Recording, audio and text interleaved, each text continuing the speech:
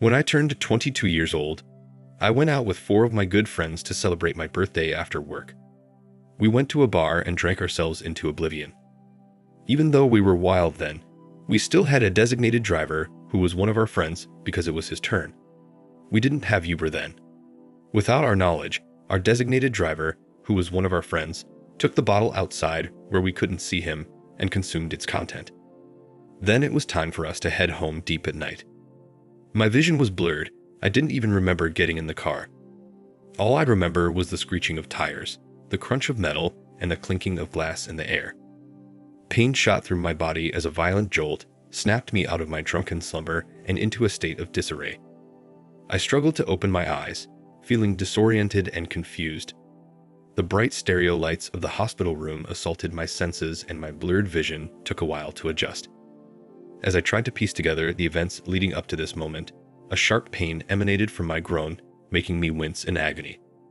My gaze moved downward, and my heart dropped when I saw the bandages around my injured groin, broken ribs, and right arm. The pain intensified with each passing second, making me acutely aware of the severity of the injury.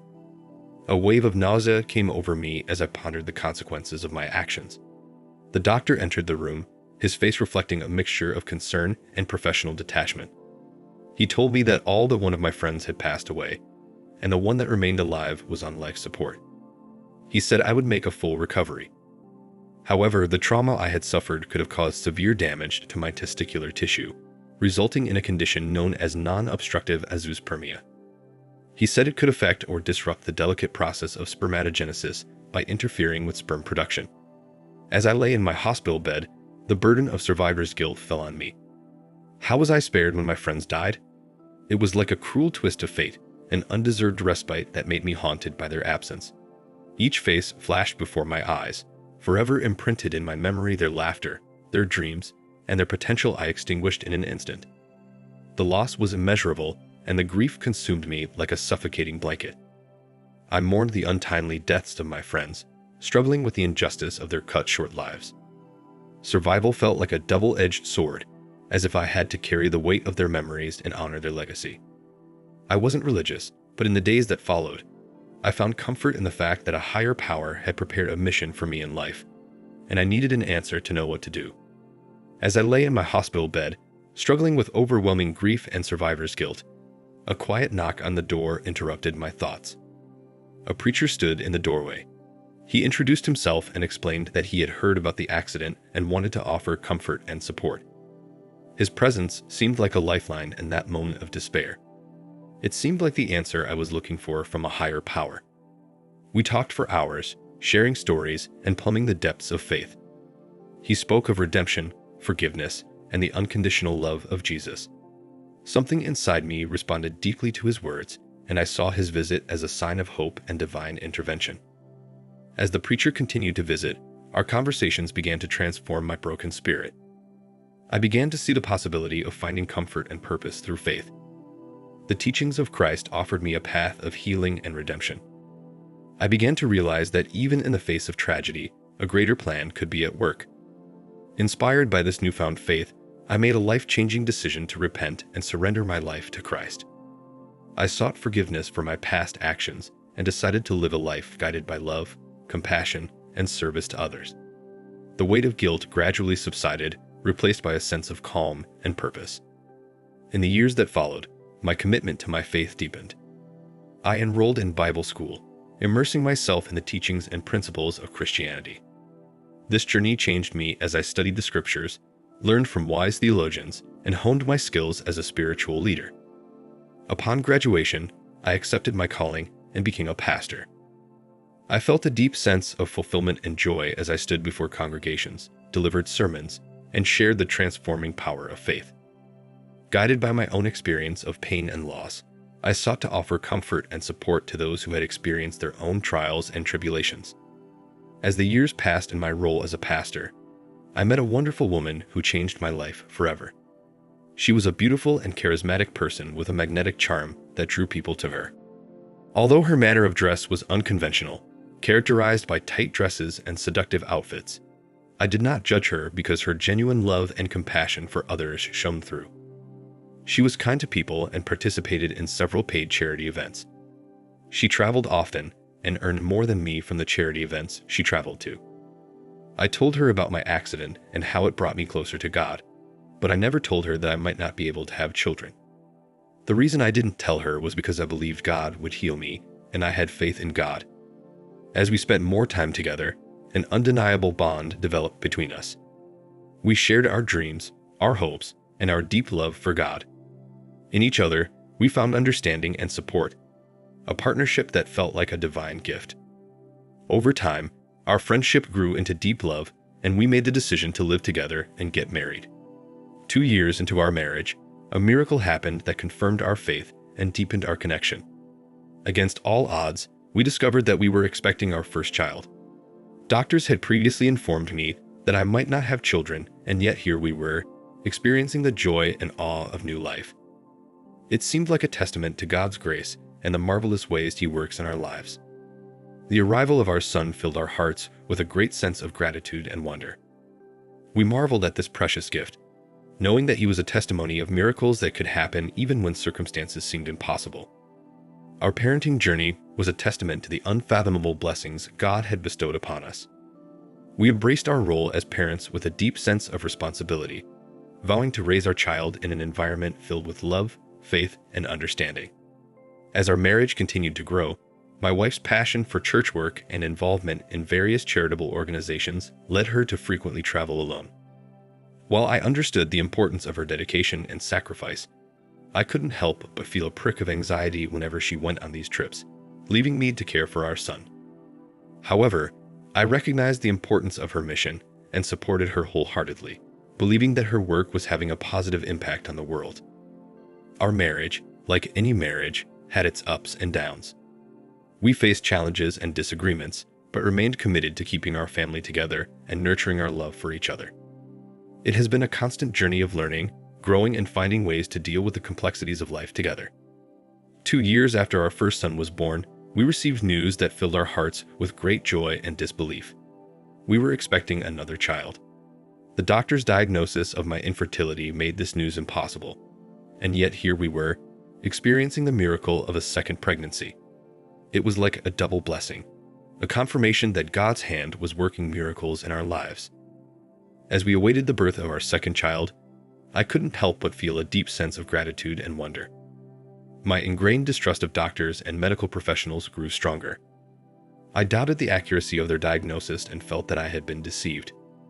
This experience reinforced my belief that only God has the power to heal, and that miracles can happen despite the limitations of medical science. With the birth of our second healthy boy, my faith in divine intervention was further strengthened. The joy and awe that accompanied his birth was indescribable. I felt as if God had sent down an abundance of blessings, shattering the doubts and fears that remained within me. From that moment on, my faith became intertwined with the miracles I had witnessed in my life. I sought comfort and guidance in my relationship with God, knowing that He orchestrated what seemed impossible. I realized that while medical professionals play a vital role in healthcare, there are mysteries beyond their understanding that only the divine can reveal. As I held my 2 healthy sons in my arms, my heart overflowed with gratitude and a new sense of purpose. I was determined to raise them with a deep understanding of faith and a belief in the extraordinary power of God's love. They were living proof that miracles could happen, and I wanted them to grow up, knowing that God's healing touch could go beyond human knowledge. Then one day I started having constant pain in my stomach and groin, but I ignored it thinking it would go away. After a few days, it became so intense that I could no longer ignore it. Reluctantly, I decided to seek medical help, despite my initial belief that God would heal me.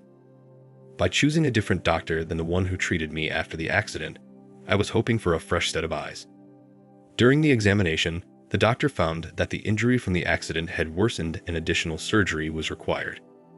It was a blow to my faith, but I realized that sometimes medical intervention is necessary for healing. The doctor's words weighed heavily on me as he explained the seriousness of the situation and the need for immediate action. In addition, to better understand the extent of the damage, the doctor recommended a testicular biopsy.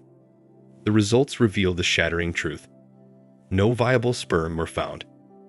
I was stunned by this discovery especially since I had confidently shared with the doctor that I had 2 children. He expressed disbelief, unable to reconcile the test results with my assertion. Driven by unwavering faith, I fervently preached to the doctor about the power of healing through God. I tried to explain that miracles and divine intervention could trump medical explanations. However, the doctor remained skeptical, urging me to provide evidence to support my claim. He suggested DNA testing for my 2 sons, an opportunity to prove that they were indeed my biological children. I agreed, driven by a mixture of curiosity and a desire to confirm my faith. I decided not to inform my wife about the DNA test as she was away at the time. Along with my 2 sons, we visited the doctor's office to be tested. As the days went by, anxiety hovered in my heart. When the results finally came back, I was stunned by the shocking truth they revealed. The DNA analysis revealed that my 2 sons were not biologically related to me. Furthermore, the results showed that they had the same father, but it wasn't me. Confusion, disbelief, and heartache consumed my thoughts. It was a startling discovery that shattered the foundation of my beliefs. I couldn't understand how it could be possible, but the scientific data I had in front of me left no room for doubt.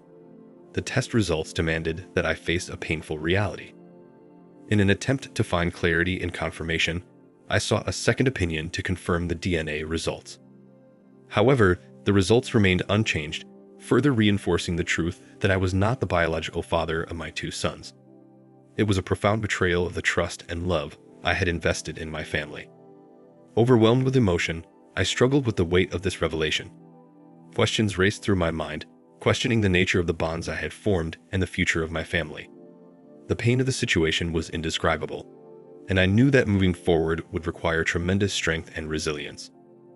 I wanted to confront my wife with this extraordinary proof of her infidelity, but something in me wanted to know who she was cheating on me with.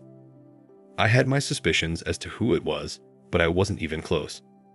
I felt a growing sense of unease and suspicion as my wife's traveling became more frequent. Deep down, I knew something was wrong, but I needed concrete proof before confronting her. With a heavy heart, I made the difficult decision to hire a private investigator, realizing that the truth, whatever it was, had to come out. The cost of a private investigator was considerable, but I felt it was worth it to uncover the truth. Days turned into weeks as I anxiously awaited the results of his investigation. During those weeks, I had to engage in my usual behavior with my wife so as not to compromise the investigation.